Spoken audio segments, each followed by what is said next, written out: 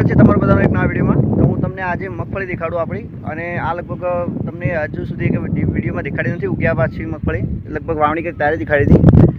તો તમે જોઈ શકો છો આ આપણા પોતાના ખેતરની મગફળી છે।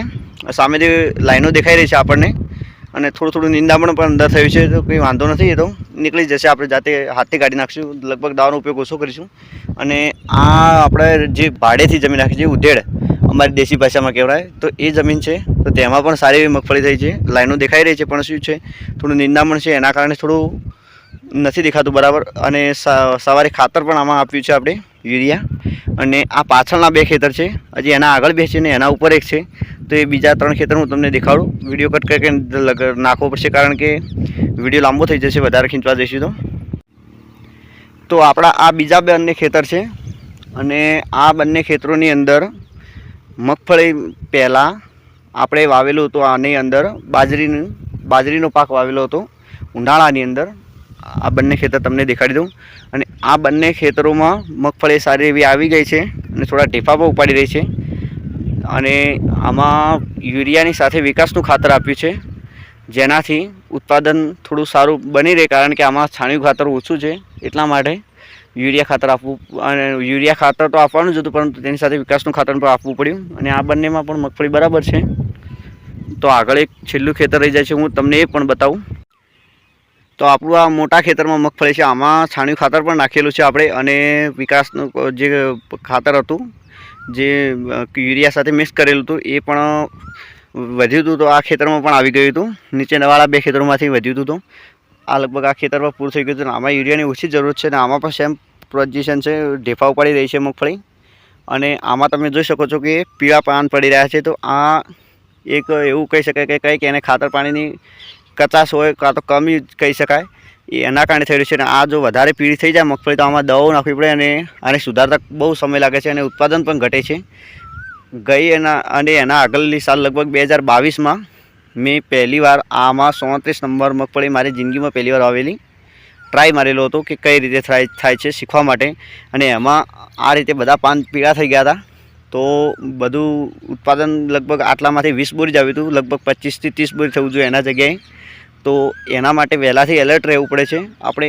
એ સમયે પણ ખાતર નાખેલું હતું, છાણિયું ખાતર પણ, અને કંઈ કચાશ રાખી નથી, પરંતુ આપણને ખબર ઓછી પડતી એટલા માટે।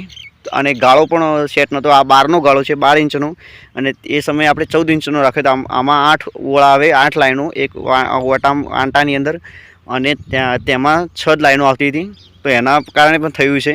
તો આ જે લોકો નવા છે એ ખાસ ધ્યાન રાખે। અને બીજા ખેતરોમાં પણ આ પાન પીળા પડી રહ્યા છે, પણ આટલા બધા નથી પડી રહ્યા, એટલે બધામાં યુરિયા આપી દીધું છે। હવે રાત્રે ઠાર વગેરે પડશે એટલે ઓટોમેટિક ગળીને તૈયાર થઈ જશે ખેતર, અને મગફળી પીળીની જગ્યાએ કાળી થવાની શરૂઆત થઈ જશે। તો વિડીયોમાં આગળ બન્યા રહેજો, આગળ નવી અપડેટ આવતી રહેશે। તો અત્યારે આપણા ખેતરોમાં ખાતર નાખવાનું ચાલશે મગફળીની અંદર। પાછળના બે ખેતરોમાં પ્લેન યુરિયા નાખી દીધું છે, એકલું યુરિયા જ, અને આ ખેતર અને આનો નીચેવાળું આ બંને ખેતરોમાં તો આમાં થોડું છાણિયું ખાતર ઓછું છે, તો એના માટે આપણે બીજું એક રાસાયણિક ખાતર લાવ્યા છે થોડું વિકાસનું, હું તમને બતાવું। સરદારનું તો આ મિક્સ કરીને લાવ્યો છું, આ એવું પાવડર ટાઈપ આવે છે, જેને મિક્સ કરવાનું છે પાણીથી યુરિયા સાથે।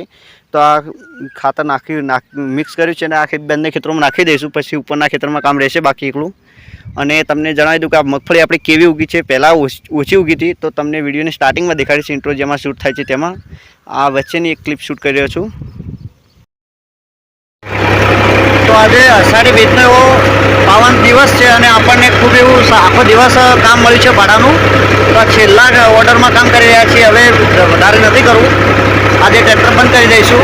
અને આ ખેતરમાં જે રસકા બાજરીની ખેતી થઈ રહી છે વાવણી, અને માલિકનું કહેવું એવું છે કે આ સ્પેશિયલ ગાયોને દાન કરવા માટે દિવાળી પર કામ આવશે, એના માટે કરી રહ્યા છે, કોઈ કમાવા માટે નથી કરી રહ્યા। તો ખૂબ એવી સારી વાત કહી શકાય, કારણ કે ગાયોનો પ્રત્યે પણ આપણે થોડી લાગણી રાખવી જોઈએ। તો આપણે આજે બીજો દિવસ છે, અને ઉપરવાળા ખેતમાં વાવણી કરી નાખી છે રચકા બાજરીની પશુઓના ચારા માટે, અને આ બીજા ખેતરમાં ચાલુ છે। અને સવારનું કામ ચાલુ છે, આજે લગભગ સવારે 8 વાગે ઘરથી નીકળી ગયો હતો, ત્યાંથી લઈને હજુ સુધી લગભગ ટ્રેક્ટર ચાલી જ રહ્યું છે। અને અહીં આ ખેતરમાં 11 વાગે આવ્યો હતો, 11:15 જેવો, અને હાલે 3 સાડા 3 થઈ રહ્યા છે, અને ટ્રેક્ટર ચાલુ જ છે આપણું। તો આજે લગભગ 3-4 હજારનું કામ તો અહીં જ છે, અને બીજું કરીને ખાસું કામ કરી દીધું છે। કાલે 5000 જેવું કામ કરેલું હતું, 5,500 જેવું. આજે બસ આના પછી 1 કલાકનું કામ છે, એ પટાઈને પછી ટ્રેક્ટર બંધ કરી દઈશું. અને આ ભાઈ ટ્રેક્ટર આપણા ગામનો જ છે અને ચલાવી રહ્યો છે, અમારા સમાજથી છે, ચૌધરી સમાજથી જ છે આ. અને સાદી સીટ ડ્રીલ પર ચલાવી રહ્યો છે આ ટ્રેક્ટર, કારણ કે મને આવડતું નથી આ રીતે ચલાવતા, કારણ કે હજુ સુધી મારે અનુભવ નથી આનો, એટલે હું તમને દેખાડું કઈ રીતે કામ ચાલી રહ્યું છે વિડીયો પોઝ કરીને. તો ટ્રેક્ટર નજીક આવી ગયું છે. હવે તમે જુઓ આપણે ત્યાં સાદી પહેણી આ સીટ ડ્રીલ જે કહેવાય એ કેવી હોય. આ થોડું દબાઈ દીધું, પ્લાવ મારેલું ખેત છે, થોડું તકલીફ રહે છે.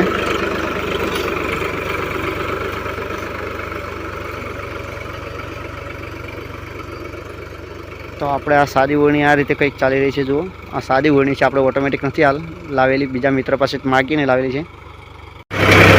તો આજે ત્રીજો દિવસ છે અને ઘરથી આપણે 3-4 કિલોમીટર દૂર છીએ અને વરસાદ આ ચાલુ થઈ ગયો છે ચાલુ કામમાં, તમે જોઈ શકો છો.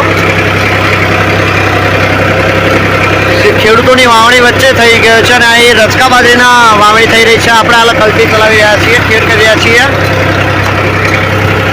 સામે તો દેખાતું જ નથી કે એવું છે, કેમેરો પણ નથી ફોકસ થતો. તો આજે 5મો દિવસ છે, એક દિવસ વચ્ચે રજા રહી હતી કારણ કે વરસાદ આવી ગયો હતો.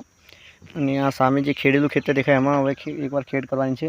ભાઈ બાજરીનું બીજ નાખી રહ્યા છે, અંદર આગળ નાખે છે, દેખાય નહીં તમને. ને અમારા સાહેબનો કૂવો છે, જે અમને સ્કૂલમાં ભણાવતા, ભેંસો બીજી રાખે છે, તે સામે બાંધેલી છે. હું અહીંયા ટ્રેક્ટર પર થોડો આડો થઈને બેઠો છું લીમડાની છાંય નીચે, કારણ કે 4-5 કલાકથી કન્ટિન્યુ ટ્રેક્ટર ચલાવું છું, તો થોડું દુખે છે ખભા વગેરે એટલે. અને ત્યાં બીજ નાખી રહે પછી આપણે જવાનું છે. લગભગ કામ પતી જ ગયું છે અને આજે સવારે ફૂલ ડીઝલ કર્યું હતું કાંટો, તો અત્યારે અડધું થઈ ગયું છે અને આ 4,500 ફૂલ થઈ ગયું. તો આપણે છેલ્લું આ કામ ચાલી રહ્યું છે. હવે રાતના સમયમાં આગળ ટ્રેક્ટર ચાલુ છે આપણું હાલે રાત્રે, એટલે થોડા છાંટા પણ ચાલુ છે. તો મગફળી વાવેતર સવારે લગભગ 8 વાગે થઈ જશે, તો વહેલા આવરાય તેમ નહોતું આપણે, કારણ કે આખો દિવસ કામ કર્યું છે, એટલે રાત્રે આ છેલ્લો ક્વાર્ટર છે કામ કરી રહ્યા છીએ. અને આ સિઝનમાં લગભગ આપણે 19-20 હજારનું કામ કરેલ છે, તો કંઈ વાંધો નહીં, આપણે જરૂરત પૂરતું કામ થઈ ગયું છે. અને આ કંઈક આ રીતે ચાલી રહ્યું છે ટ્રેક્ટર. જુઓ ડીઝલ પણ હાલ નાખ્યું નથી, કારણ કે જરૂરત નથી વધારે, પાછળ કામ ચાલી રહ્યું છે. બસ આ પૂરું થઈ જાય તો પછી કાંઈ વાંધો નથી.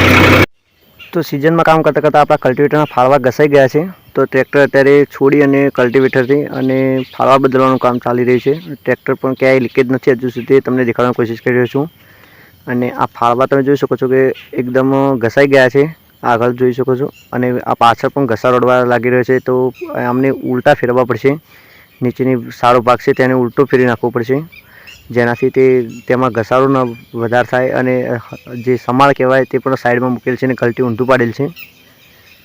તો આ કામ ચાલતું હતું અને મારા મિત્રોનો અર્જન્ટમાં ફોન આવ્યો, તો હું ટ્રેક્ટરને તેની ત્યાં નીકળી ગયો છું. કંઈક કામ છે તો હું તમને ત્યાં ખેતરમાં જઈને આગળ દેખાડું કે કઈ રીતનું થઈ રહ્યું છે અને શું કામ છે તે તેને અર્જન્ટ મને બોલાવ્યું. તો હું આ ખેતરમાં પહોંચી ગયો છું અને આ મારા મિત્રનું રોટાવેટર ચાલી રહ્યું છે અને મારું ટ્રેક્ટર કલ્ટિવેટરમાં ચાલે છે, એના ડ્રાઈવર ચલાવી રહ્યો છે. અને આ અર્જન્ટમાં કામ હતું સિઝનમાં, એટલે મને બોલાવ્યું હતું એને. તો કંઈક આ રીતે નાના ખેતરમાં બંને ટ્રેક્ટરનું કામ ચાલી રહ્યું છે અને ખૂબ સારું એવું દેખાવાનું દ્રશ્ય બની રહ્યું છે હાલે, તમે જોઈ શકો છો. અને સાંજનો સમય છે, ફાળવા બદલવાનું આપણે બંધ રાખીને તરત કામમાં આવી ગયા છીએ એમની સાથે. તો હાલ આ કામ શરૂ છે અને બંને ટ્રેક્ટર ભેગા પણ થઈ રહ્યા છે ઘણી ફેરા, કારણ કે રોટાનું ટ્રેક્ટર ઓછું ચાલે છે પેલા ભાઈનું એટલે. તો અત્યારે સાંજનો સમય થઈ ગયો છે અને ટ્રેક્ટરની લાઇટો પણ દેખાય છે તમને. અને આ છેલ્લું થોડું કામ રહી ગયું હતું, મારે એક વાવણી કરવા જવાનું હતું. મારા મિત્રને સીડ ડ્રીલ જે કહેવાય લઈને ગયો છું, અને પછી કામ આજનું પૂરું થઈ જશે આજના દિવસનું.